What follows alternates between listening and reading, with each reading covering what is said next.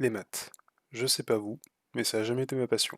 Il y a plein de trucs que j'aime pas dedans, et le principal, c'est que c'est super abstrait. Pourtant, quand on y pense, on observe des maths tous les jours dans notre vie. Il y a les formes, les probabilités, mais on le remarque quasiment pas, ou plutôt, on n'y pense pas du tout comme étant des notions qui sont inaccessibles ou incompréhensibles. Pour la simple et bonne raison qu'elles sont observables. Un des exemples les plus récurrents de ces notions mathématiques que l'on rencontre souvent, c'est le nombre d'or. On peut le voir partout si on fait attention, dans les œuvres d'art, dans la forme des galaxies, même dans un tournesol, vraiment partout quoi. Cet aspect observable des mathématiques, c'est ce qui m'intéresse. En cherchant sur internet plus de façons d'observer ces notions, je suis tombé sur un certain Benoît Mandelbrot, qui est un Français mathématicien du milieu du XXe siècle, connu pour avoir découvert un ensemble du même nom, l'ensemble de Mandelbrot. Alors oui, je sais, si vous êtes des étudiants comme moi, les mots suite et maths, c'est pas la combinaison la plus fun au monde. On a tous des mauvais souvenirs d'anciens contrôles, je pense, mais fuyez pas. Ou du moins pas encore, parce que promis, ça devient plus intéressant, et promis, c'est pas si compliqué que ça. Alors, Benoît Mandelbrot a toujours été passionné par le côté visuel des mathématiques. Son oncle est mathématicien et l'a introduit au travail d'un mathématicien français nommé Gaston Julia. Julia travaillait sur les itérations et notamment sur ce qui se produit lorsqu'on crée une boucle mathématique à l'infini. Mais Julia était limité par les moyens de l'époque, et il n'a jamais pu observer son travail vu que les calculs devenaient immenses au bout d'un moment. En 1980, Mandelbrot est employé IBM, qui à l'époque cherchait à employer des mathématiciens qui n'avaient pas peur de briser les normes des mathématiques et à penser autrement. Il s'intéresse alors de nouveau aux ensembles de Julia et, à partir du travail de son prédécesseur, il découvre l'ensemble de Mandelbrot. Ce qui est super impressionnant dans cet ensemble, c'est que on obtient des formes qui sont infiniment complexes au sens littéral, hein. On peut zoomer vraiment à l'infini et jamais voir de fin. Et pourtant, c'est basé sur un calcul qui est super simple si on a des bases de trigonométrie et qu'on est appris à additionner. Par exemple, la vidéo que vous voyez en arrière-plan actuellement, elle se base sur l'équation z est égal à z au carré plus c, qui est l'équation qui définit l'ensemble de Mandelbrot. On fixe pour notre premier terme, z est égal à 0, et notre c que l'on désigne comme un nombre complexe. C'est tout. Il n'y a pas de calcul compliqué, il n'y a pas de condition particulière à part le fait que z ne doit jamais devenir grand. Donc je m'explique. On pose notre zn plus 1 qui est égal à z au carré plus c. Si zn plus 1 reste petit et explose pas, alors il fait partie de notre ensemble de Mandelbrot. Un exemple simple, on prend c est égal à 1, sachant que notre premier z est égal à 0, et on déroule notre calcul. Avec un c égal à 1 et un premier z qui est égal à 0, on voit très rapidement que z1 est égal à 0 plus 1 qui est égal à 1. Du coup, le 1 devient notre prochain z, et du coup, on a z2 qui est égal à 1 plus 1 qui est égal à 2. Bien sûr, on n'oublie pas de monter les z au carré. Maintenant, le z3, ça va être égal à 2 au carré, plus 1 est égal à 5. Et donc, 5 au carré plus 1 est égal à 26. Du coup, là, on a z4 qui est égal à 26. Pour le z5, on a à monter 26 au carré et à rajouter 1. Mais franchement, j'ai la flemme de le faire. Et on voit très rapidement que donc notre z va grandir et aller à l'infini. Au cinquième terme, notre z devient très grand, donc on en déduit que c est égal à 1 n'appartient pas à l'ensemble de Mandelbrot. On essaye donc maintenant avec c est égal à moins 1. On reprend la même formule qu'avant avec z0 est égal à 0 et c est égal à moins 1. Du coup, notre z1, ça va être égal à 0 au carré moins 1 qui va être égal à moins 1, avec notre z2 qui va être égal à moins 1 au carré moins 1 qui va donner 0. Et donc, on voit très rapidement qu'on va avoir une alternance entre des 0 et des moins 1. Du coup, z ne va jamais grandir, et donc c est égal à moins 1 appartient à l'ensemble de Mandelbrot. Nice.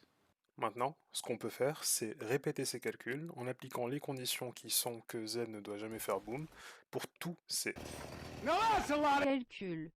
Après, on range tous les C qui répondent aux conditions qu'on a déjà prédéfinies sur un plan complexe. En 1980, Mandelbrot obtient ça.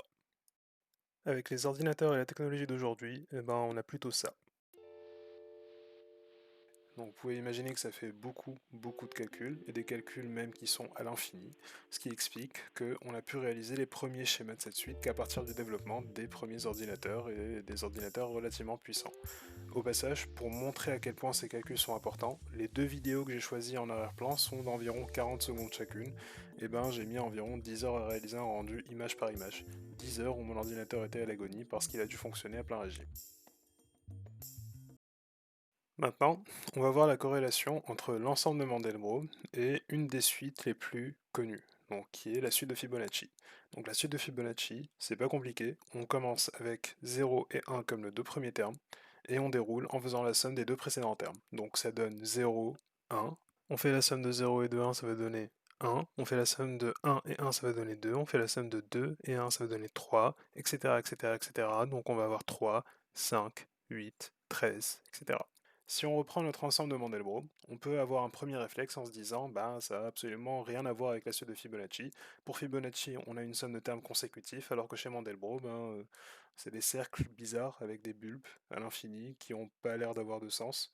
En plus, si on s'intéresse à l'équation de Mandelbrot qui est z est égal à z au carré plus c, il y a des notions qui n'entrent pas du tout avec celles qu'utilise Fibonacci pour sa suite. Et bien pour autant, si on regarde mieux, on peut retrouver Fibonacci.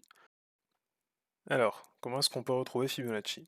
Eh bien, est-ce que vous voyez l'espèce de bulbe centrale pour Mandelbrot? Eh bien, on appelle cette partie le cardioïde principal. C'est un nom compliqué, du coup, je préfère l'appeler 1. La première ampoule que l'on a se situe à gauche. En plus, c'est la deuxième plus grande après le cardioïde principal. Du coup, on va l'appeler logiquement 2.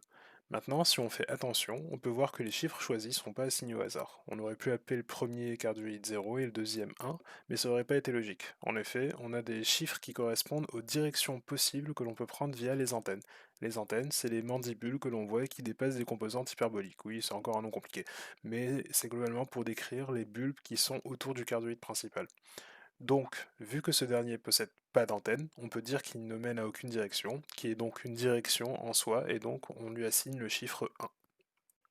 On applique la même logique pour le deuxième cardioïde, qui est celui qui est à gauche. On peut donc réaliser un aller et un retour. On peut donc prendre deux directions. On peut lui assigner le chiffre 2 du coup.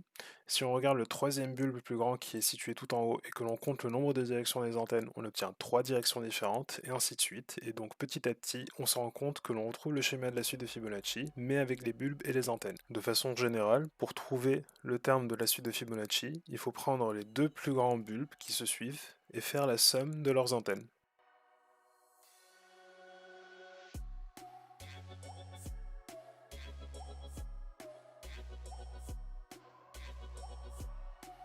J'ai réalisé mes premiers rendus sur Fracutive, et même si le résultat me plaît, c'est pas vraiment ce que j'avais en tête. Je me suis donc intéressé à un logiciel d'animation 3D pour essayer d'obtenir un modèle bulb, qui est une représentation 3D de la suite de Mandelbrot, mais sur Blender.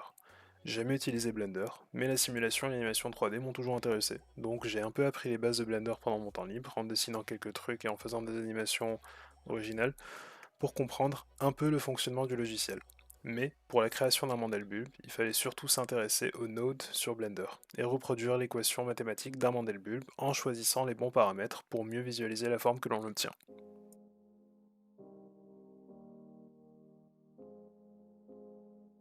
Les Mandelbulbs, c'est utilisé ultra souvent, surtout dans les films. Donc pourquoi est-ce qu'on utilise ça? Eh ben parce que c'est joli. L'un des exemples que je peux citer là maintenant, c'est Annihilation. Annihilation, où à un moment on a une scène où le personnage principal est face à un Mandelbulb et il regarde dedans. Pour créer un Mandelbulb en 3D sur Blender, il faut traduire l'équation de Mandelbrot en coordonnées polaires. En cherchant un peu sur internet, j'ai trouvé une équation qui représente la suite de Mandelbrot en 3D. C'est long à faire, et des fois on a des problèmes qui apparaissent parce qu'il peut y avoir des soucis dans le nom des variables, mais on peut arriver à quelque chose avec de la patience. Et après quelques réglages, on obtient quelque chose de mieux et de plus détaillé. On rajoute à ça de la couleur, un montage et une musique sympa, et on obtient ça.